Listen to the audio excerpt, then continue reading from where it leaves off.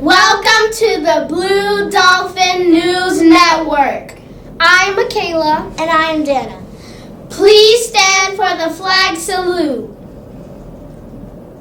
Ready, begin. I pledge of allegiance to the flag of the United States of America and to the republic for which it stands, one nation, under God, indivisible, for liberty and justice for all. Now our school motto: be safe, live responsibly, understand, respect, and encourage each other. Go Blue Dolphins! You may be seated. Birthday celebrations.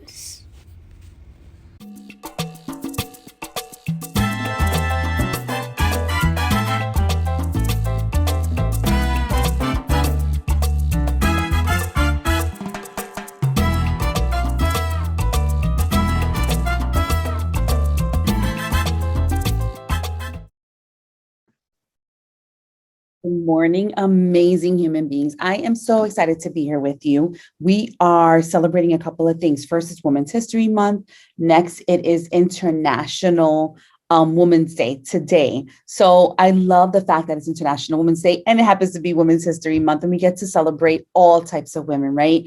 Women who have progressed in the world, who we're celebrating the social, economic, and cultural, political achievements of all women. So it's super exciting. Today, we're going to get started with our reading. It's called Malala's Pencil. Malala was introduced to me a few years ago by Ms. Vilas. So I just love her story. I love her passion. I love where she comes from, right? And I always tell you, definitely follow your dreams and follow your heart, is right. Because if you're led by your heart, a lot of times your decisions are going to be amazing decisions, right? So we're going to begin by sharing my screen and getting straight to the story. Malala's Magic Pencil by Malala Yousafzai and Kara Scoett. Do you believe in magic? When I was younger, I used to watch a TV show about a boy who had a magic pencil. If he was hungry, he drew a bowl of curry, and it appeared.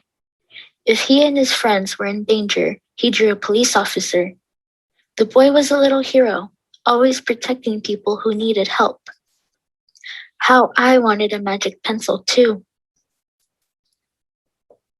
If I had a magic pencil, I would use it to put a lock on my door so my brothers couldn't bother me, stop time so I could sleep an extra hour every morning, erase the smell of the trash dump near our house. And I would use it to make other people happy. I would draw the most beautiful dresses in the world for my mother, the best buildings in the valley for my father, so he could open many schools where children could study for free. A proper ball so my brothers and I no longer had to play with an old sock stuffed with rubbish. Every night before I went to bed, I wished for a magic pencil of my own. And every morning I would wake up and check my cupboard, but the magic pencil was never there. One day, I was throwing away potato peels and eggshells at the dump. I was wrinkling my nose, swatting away flies, and making sure I didn't step on anything dirty in my nice shoes when I saw a girl about my age sorting trash into piles. Nearby, boys were fishing for metal scraps using magnets on strings. When my father returned home from work, I told him what I seen. It made him sad. "Abba," I said. "Yes, Jenny?" he said back. I always liked when he called me dear one. "Why haven't I seen that girl in my class?" "Because," he said, but he didn't finish right away. "Because, Yanni, in our country, not everyone sends their daughters to school, and some children must work to support their family. Those boys will sell the metal scraps they find. If they went to school, their families would go hungry." School was my favorite place, but I had never considered myself lucky to be able to go. My father had always said, "Malala will live free as a bird." Now I wondered how free I'd truly be. That night, I thought about families who didn't have enough food, and the girl who couldn't go to school, and even about how when I was older, I would be expected to cook and clean for my brothers, because where I came from, many girls weren't allowed to become what they dreamed of.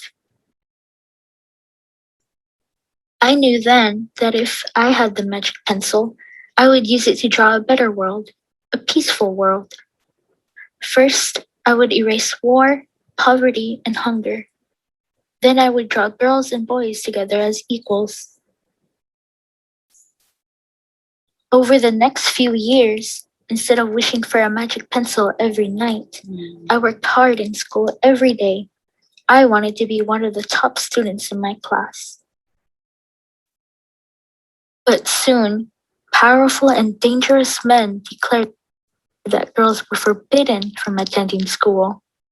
They walked the streets of our city now. They carried weapons. One by one, girls stopped coming to school. Abba, where are all the students? They don't feel safe here anymore, Yanni. How could a few men stop all the girls in our valley from going to school? If more people knew what was happening to us, I thought, they might help. Wishing wasn't enough. Someone needed to speak out. Why not me? I wrote about what it felt like to be scared to walk to school and how some of my friends had moved away because of the threat they faced in our city. I wrote about how much I loved school and how proud I was of my uniform. Once I started writing, I didn't stop. I wrote speeches and traveled around my country, sharing my story. I even talked to a reporter from a famous international newspaper. People actually wanted to learn about my life. I spoke for all the girls in our valley who couldn't speak for themselves. My voice became so powerful that the dangerous men tried to silence me, but they failed. And now my voice is louder than ever, louder because people have joined me, and together we make a chorus, standing up for what we believe. We raise our voices for those in need. We help people in danger, even if they are an ocean away, and we think of the world as family. Do you still believe in magic? I do. I wrote alone in my room, but people all over the world were reading my story. Millions now know it and help me spread my message of hope. I had at last found the magic I was looking for, in my words and in my work. I am Malala. I've always wished I could make the world a more peaceful place. And every day I work to make my wish come true.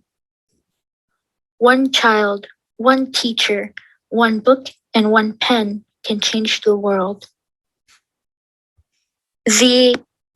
I love the story of Malala. I remember that actually at the end of my emails, that's the quote that I use in one of Malala's quotes. It just shows that you really can follow your dreams. And this is a really sweet book, but Malala went through a lot of hardship to be able to follow her dreams, right? Because there were people out there who didn't like the fact that she was a girl and she was speaking up for what she believed in. And we're fortunate enough to live in a place in the United States where we have more of a voice here.